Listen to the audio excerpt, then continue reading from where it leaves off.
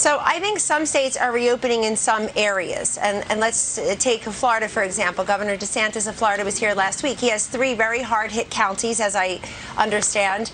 They are hundreds and hundreds and hundreds of miles away from some of the beaches that reopen in the northern part of the state. I think you'll see examples like that across the country. Also, it depends on the industry and it depends on the individuals. If you are a 72-year-old worker who had exposure or has underlying conditions, you may not go back to work perhaps as quickly as, say, somebody 30 years younger, 40 years younger than you, non-exposure, living alone, healthy, asymptomatic.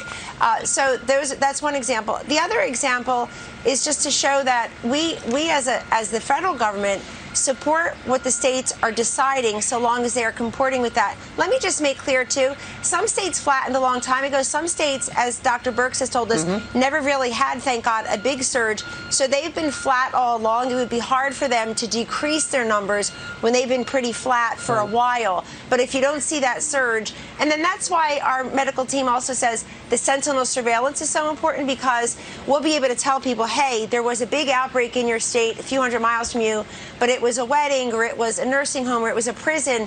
We're keeping our eye on that, but it may not affect you as much as if it were in your neighborhood.